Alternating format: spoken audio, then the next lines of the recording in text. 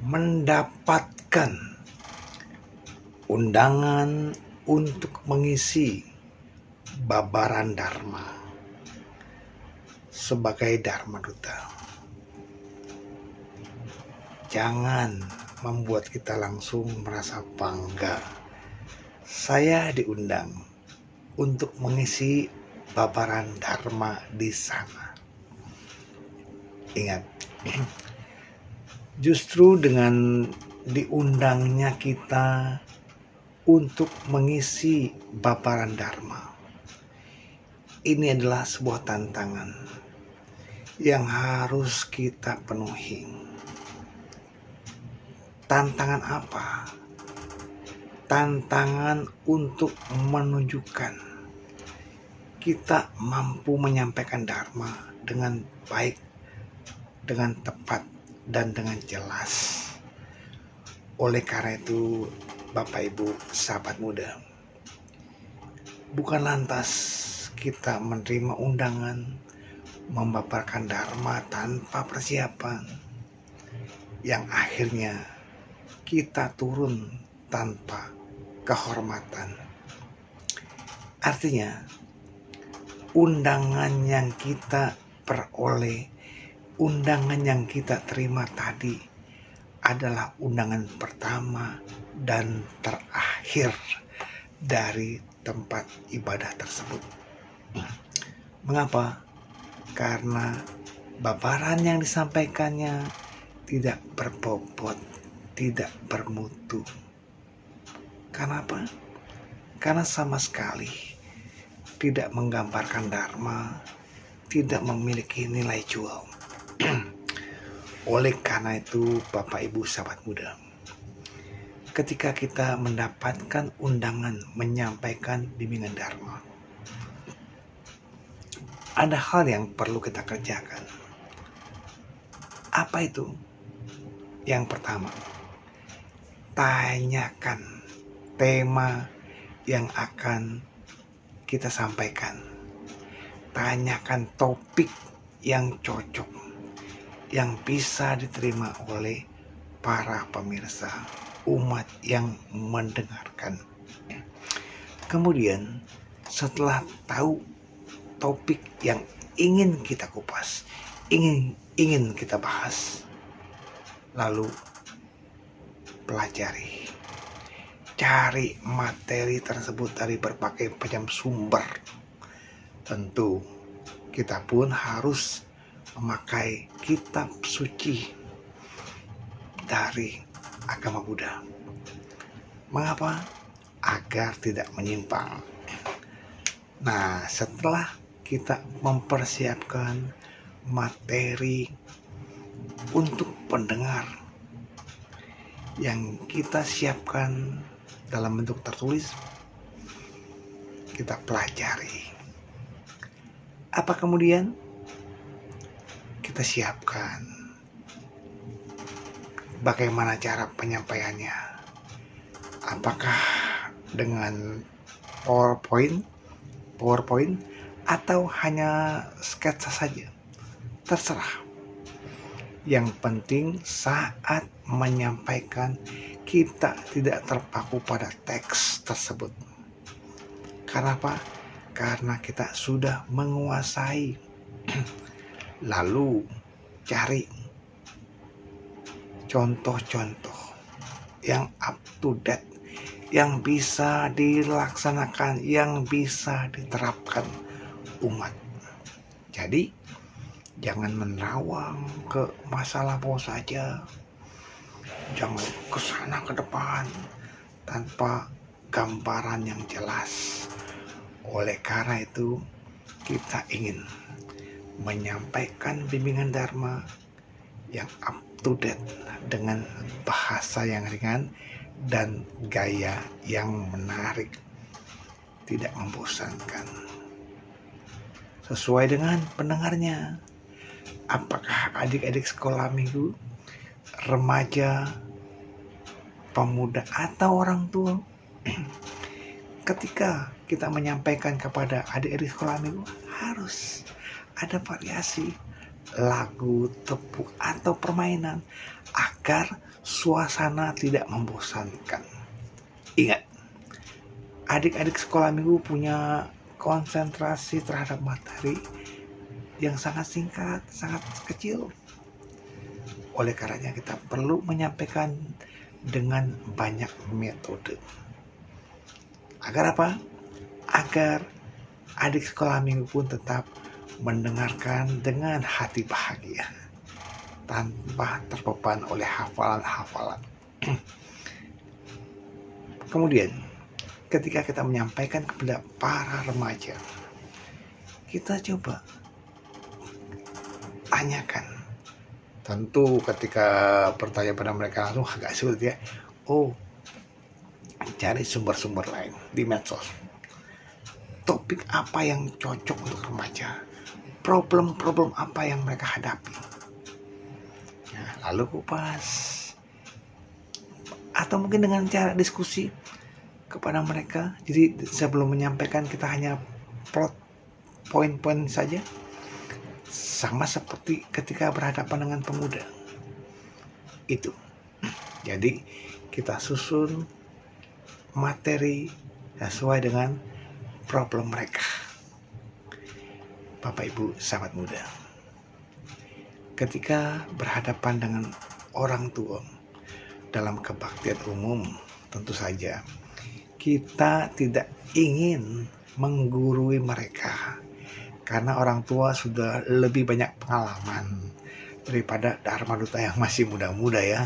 Lain halnya ketika penceramahnya sudah lebih sepuh, lebih senior ya. Banyak. Oleh karena itu, kepada orang tua kita hanya mengarahkan poin-poin materi yang memang tanda petik mungkin mereka belum dapatkan informasinya. Karena apa? Karena kalau materi yang kita sampaikan segar, up to date, mereka akan tertarik.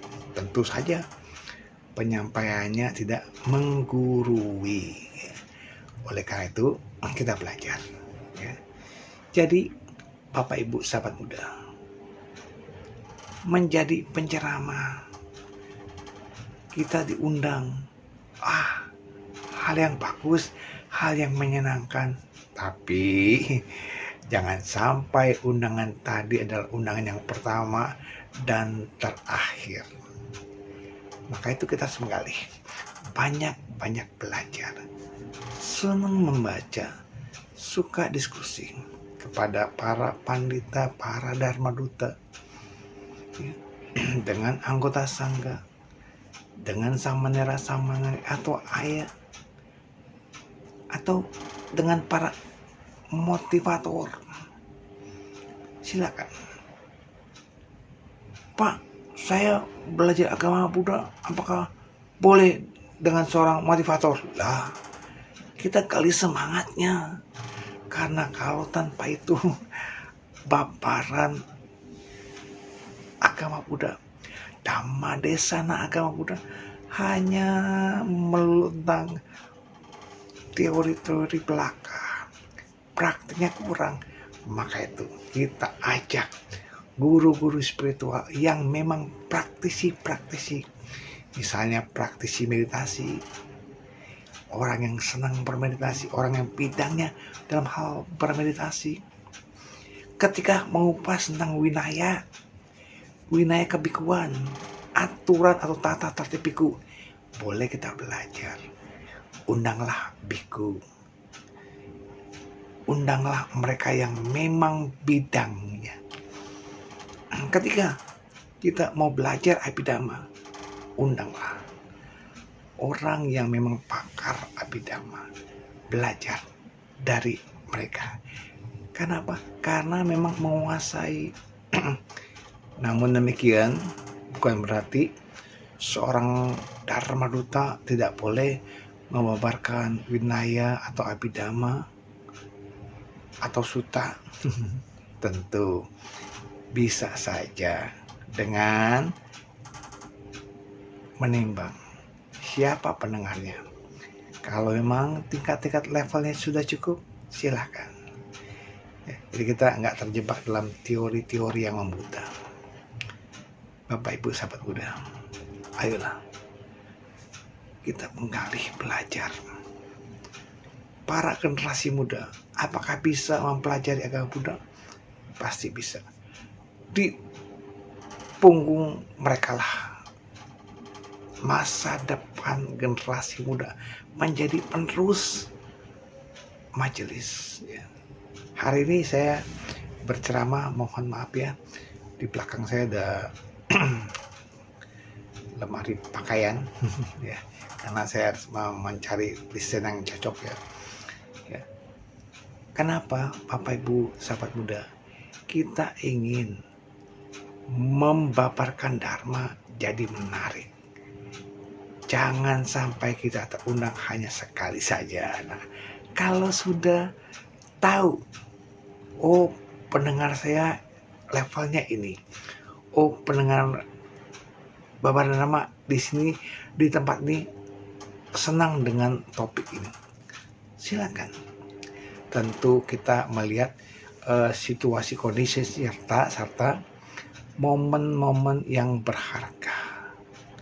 Nggak mungkin kita mengupas Waisak ketika momennya sedang perayaan Katina, atau sebaliknya mengupas topik Katina saat Waisak. Bukan nggak boleh, kurang tepat ya. Jadi kita carilah topik yang tepat. Lalu apakah saya bisa mengupas bagian-bagian dari syair Dhammapada? Silakan. Begitu banyaknya syair Dhammapada yang bisa kupas, kita pelajari ya. Ada 26 bab dari Dhammapada. Berapa jumlah syairnya? Syairnya sekitar 423. Itu sungguh-sangat banyak sekali. Sehingga jangan pernah berkata, wah dharmanya sudah habis. Dharmanya sudah habis. Kupasan dharma banyak. Kita mengupas apa hari ini? Oh topiknya ini, oh topiknya ini. Kalau saya hari ini mengambil kajian tentang jadilah pembicara yang mendapat undangan sekali dan berkelanjutan. Jangan cuma sekali lalu berhenti total, ya nggak diundang lagi ya. Oleh karena itu Bapak Ibu sahabat muda, marilah kita belajar, gali ilmu. Kalau kurang, coba diskusi dengan mereka yang mampu dalam hal di bidang tersebut. Karena apa? Karena tiap orang punya karakter masing-masing. Semoga kita bisa membabarkan Dharma Desana dengan karakter yang terbaik dari diri kita. Semoga para pendengar mampu memahami bimbingan Dharma dan menambah kemajuan batin. Semoga semua makhluk hidup berbahagia. Sadu.